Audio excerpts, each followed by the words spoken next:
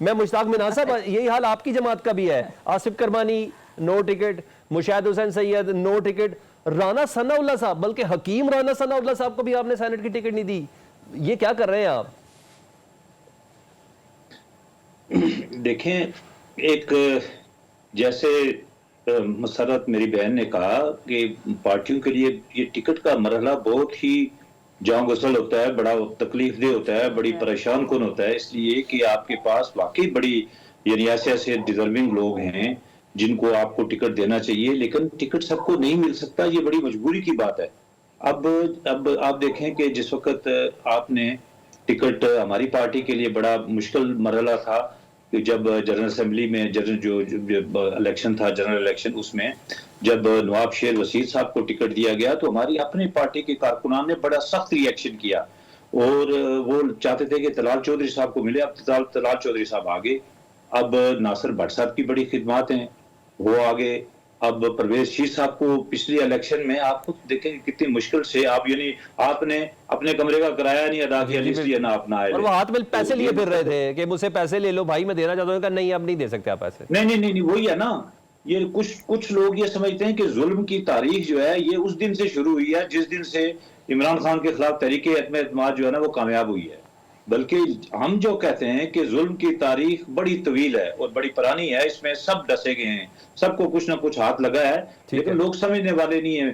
میں آپ کو بلیم دیتا ہوں، آپ مجھے دیں گے، میں پیپلز پارٹی والوں کو کہوں گا، پیپلز پارٹی کے ساتھ ہی مجھے کہیں گے، پی ٹی آئی والے میرے ساتھ الجھیں گے، میں ان کو الجھوں گا. یہ اس طرح اتنا سیدھا معاملہ نہیں ہے. اس لیے ہم یہ سمجھتے ہیں کہ رانا ثناء اللہ صاحب نے خود، رانا ثناء اللہ صاحب تو ہماری ایک ایسی توانا آواز ہیں کہ ہم خود ان کو سینٹ میں بھیجنا چاہتے تھے، لیکن رانا صاحب نے یہ کہا کہ چونکہ میں حلقے کی عوام نے مجھے اس بار جو ہے نا اسمبلی میں نہیں بھیجا تو میں اپنے حلقے کے اندر رہ کے میں خدمت کرنا چاہتا ہوں، پارٹی کی خدمت بھی فیصل آباد شہر میں بیٹھ کے کرنا چاہتا ہوں. تو یہ مشکل مرحلے ہوتے ہیں، لیکن ہاں آپ یہ دیکھیں کہ آپ یہ جن لوگوں کو ٹکٹ دیا گیا یہ بھی ان کی بھی خدمات ہیں، یہ بھی جو ہے نا پارٹی کے ساتھ چلے ہیں اور ان کی بھی کوئی نہ کوئی ایسی ضرور بات ہے. لیکن جن کو نہیں ٹکٹ ملا تو میں مجھے ذاتی طور پر کئی اور لوگ بھی، شاید آپ نے ان کا نام نہیں لیا، لیکن میں ذاتی طور پہ سمجھتا ہوں کہ ہماری پارٹی کے اندر مزید بھی کچھ لوگ ایسے تھے جن کو کنسیڈر کرنا چاہیے. قادر مندوخیل صاحب یہی آپ نے بھی کیا. صرف سلمان آخری ایک فکرہ کہ کوئی سیاست کوئی ایسی ختم نہیں ہو جاتی کسی ایک الیکشن سے. ابھی زندگی جس کی بھی پڑی ہے، غم نہ کر زندگی پڑی ہے ابھی، اس بار نہیں تو اگلی بار مل جائے گا. کاش یہ سارے سیاستدانوں کو سمجھ آ جائے کہ ختم نہیں ہو جاتی سیاست اگر ایک بار حکومت نہیں ملے گی تو. آپ کا کیا خیال ہے کہ جمہوریت اتنی مستحکم ہو گیا ہے کہ اس کا مطلب ہو گیا کہ عطا طارق صاحب پاکستان کی اسٹیبلشمنٹ کے اوپر الزام دے رہے ہیں کہ وہ زبانی احکامات دے کے اس نے ٹویٹر کو بند کرایا. پاکستان کی سیاسی حکومت کا اس سے کسی قسم کا کوئی عمل دخل نہیں ہے، نگران حکومت کا اس سلسلے میں کوئی عمل دخل نہیں ہے. یہی بے بسی ہے.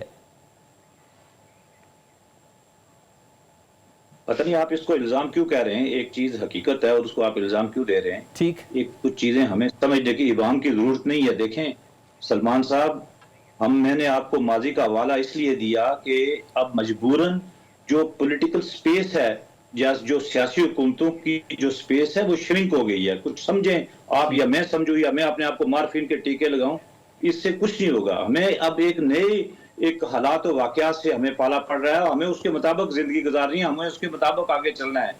ہمارے میں سخت نہیں ہے کہ ہم جا کر کور کمانڈر کے گھر پہ حملہ کر کے اس کو جلائیں. ہم نے اس نظام کے ساتھ ساتھ اس کو ہمام کرنا ہے اور پھر آگے پاکستان کے 25 کروڑ عوام کو آگے لے کر چلنا ہے. تو یہ کھل کے بات کرنی چاہیے، کوئی ایسی بات نہیں ہے. اگر سر عمران خان صاحب کی حکومت تھی، پی ٹی آئی کی حکومت تھی، سر سمجھ آ گیا انہوں نے یہ تمام غلطیاں کی، آپ نے کون سی بہتری کر لی؟ یہ بے بسی نہیں ہے محسن نقوی صاحب کا وزیر داخلہ ہونا، محمد اورنگزیب صاحب کا وزیر خزانہ ہونا، انوار الحق کاکڑ صاحب کا سینیٹر بن جانا، سرفراز بگٹی صاحب کا وزیر اعلیٰ بلوچستان بن جانا، یہ سارے بے بسی میں شامل کر لینا. نہیں دیکھیں میری بات سنیں، محمد اورنگزیب صاحب اور جو آپ نے محسن نقوی صاحب کی، یہ الگ الگ آپ باتیں کر رہے ہیں. محمد اورنگزیب جو ہیں وہ ایک لیگی گھرانے کے فرد ہیں. ان کے والد صاحب چودھری محمد فاروق میاں نواز شریف کی جو دوسری حکومت تھی 1997 والی، اس میں اٹارنی جنرل تھے. ان کے چچا جو ہیں اسد الرحمان پچھلے میرے خیال میں 10 الیکشن سے یا 9 الیکشن سے وہ پی ایم ایل این کے ٹکٹ ہولڈر ہیں کمالیہ سے. اگر آپ یہ وہ ایک پولیٹیکل اینٹیٹی ہیں اور وہ مسلم لیگ کا حصہ ہیں.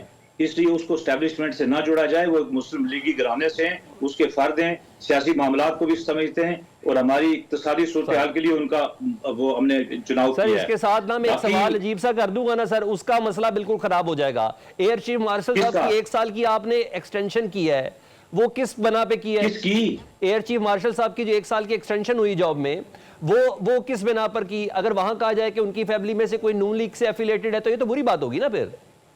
नहीं, मेरी बात सुने तो ये कोई यानी एक्सटेंशन का पहला केस आपके सामने आया है। इससे पहले क्या कियानी साहब को एक्सटेंशन नहीं दी गई? वो क्या ख्याल है, वो कोई फायर ब्रिगेड के कमांडर तो नहीं थे, वो भी फोर्सेस के थे। ठीक। उसके अलावा उसके बाद आपने राइस चीफ को मियां नवाज शरीफ ने नहीं दिया, तो मियां नवाज शरीफ ने उसका यानी वो देख लिया कि फिर क्या मियां नवाज शरीफ के साथ हुआ, और फिर जनाब बाजवा साहब को किसने एक्सटेंशन दी? ठीक है। अगर इस बार अगर सिद्ध साहब को या जहीरुद्दीन सिद्धू साहब को आ गई है तो कोई ऐसी बात नहीं है, कोई एक्सटेंशन देना और बेशुमार समझ गया जी। मैं कादिर साहब आपके पास आना चाह रहा हूं, लेकिन मुशर्रफ जमशेद चीमा साहब से मुझे सवाल करना है। दी गई है, ये कोई नॉर्मल बात ठीक है।